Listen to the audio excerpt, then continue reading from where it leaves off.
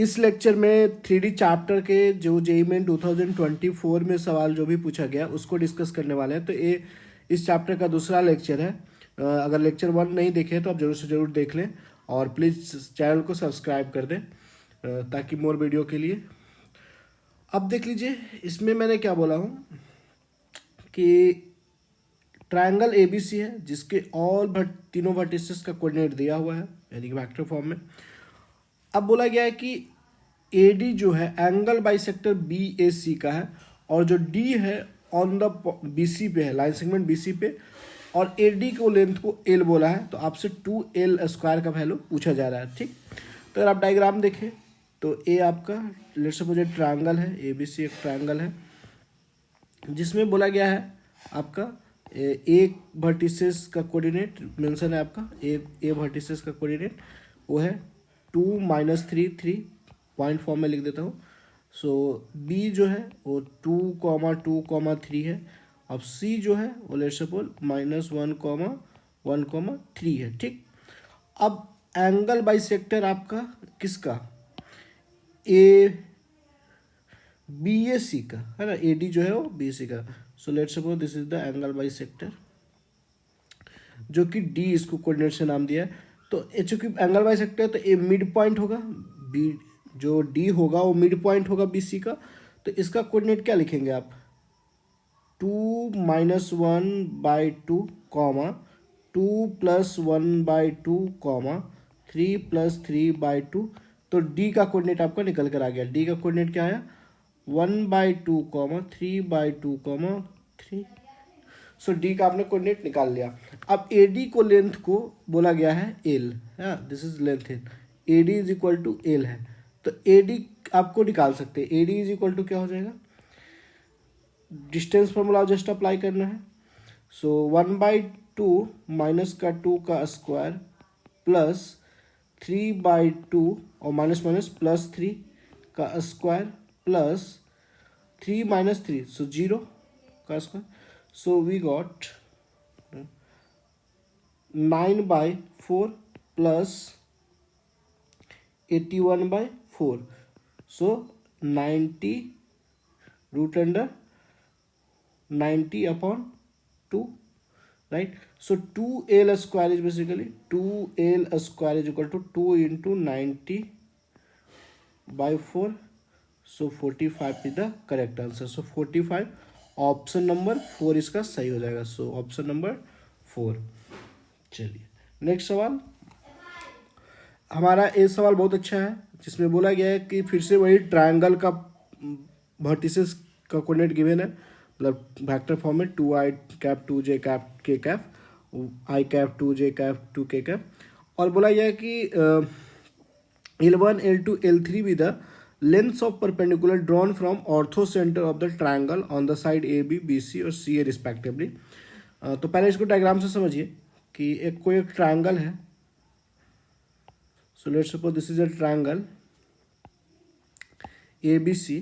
A है, इसका coordinate है 2, 2, 1। B है 1, 2, 2। C जो है वो 2, 1, 2 है। अब जो ऑर्थो सेंटर है, ऑर्थो सेंटर O। सो अगर AB का बोला है कि perpendicular, so this is the perpendicular, this so this is the perpendicular, this 3, this is O।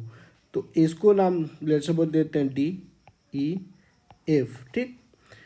So OD को बोला है L1, A L2 है और A L3 है, ठीक है, ऐसा बोला गया है। और O जो है वो ऑर्थो सेंटर है, ऑर्थो सेंटर से परपेंडिकुलर AB पे OD बोला गया है। तो OD = हमारा है L1, OE = है L2 और OF = L3 है। ये तीनों आपको है, ठीक। तो अगर आप यहाँ पे गौर करेंगे तो AB डिस्टेंस निकालेंगे, AB BC और AC, तो सारा इक्वल आएगा। जब भी इस तरह का प्रॉब्लम हो, जब ऑर्थो सेंटर अगर पूछ लिया जाए, ऑर्थो सेंटर का अगर कोऑर्डिनेट निकालने की जरूरत पड़ जाए, तो आप एक बार ये जरूर चेक कर लिया कीजिए कि क्या ट्रायंगल इक्विलैटरल ट्रायंगल है। अगर इक्विलैटरल ट्रायंगल है तो उस केस में orthocentre, circumcentre and centroid, सारा का सारा कोऑर्डिनेट सेम ही होता है। तो हम ऑर्थो सेंटर का कोऑर्डिनेट मेहनत करके नहीं निकालेंगे, हम सरकम सेंटर का कोऑर्डिनेट निकालेंगे। जो सरकम सेंटर का कोऑर्डिनेट होगा वही हमारा ऑर्थो सेंटर होगा, राइट। तो अगर आप चेक करेंगे तो A B equal to B C equal to A C सारा आएगा, है ना, सब इक्वल ही है बेसिकली, जो कि √2 के इक्वल आएगा। यानी कि ए इक्वलैटरल ट्रायंगल है, ए बी सी एक इक्वलैटरल ट्रायंगल है, तो जो ऑर्थो सेंटर होगा उस सेंट्रॉयड जो कोऑर्डिनेट होगा वही होगा। तो इसका ऑर्थो सेंटर कोऑर्डिनेट क्या लिख लेंगे आप, तो यहाँ से आपका आ जाएगा 5/3 कॉमा 5/3 कॉमा 5/3। अब हमारा रात रहा ओडी ओई निकालने का। तो जो ओडी होगा, अब इक्वलैटरल ट्रायंगल हो गया, तो OD equal to L1 equal to L2 equal to L3 हो जाएगा, है ना, इक्वलैटरल ट्रायंगल है। तो यानी कि ओडी इक्वल टू ओई इक्वल टू ओ एफ होगा, है ना। अब इसको निकालेंगे कैसे, तो डिस्टेंस फॉर्मूला जस्ट, अब डी का कोऑर्डिनेट क्या होगा, डी का कोऑर्डिनेट जस्ट मिड पॉइंट निकाल लेंगे, मिड पॉइंट, है ना, मिड पॉइंट होगा D is the mid point of A B. तो ये क्या हो जाएगा coordinate 3/2 comma 2 comma 3/2। So O D निकाल लेंगे, जस्ट ओ डी।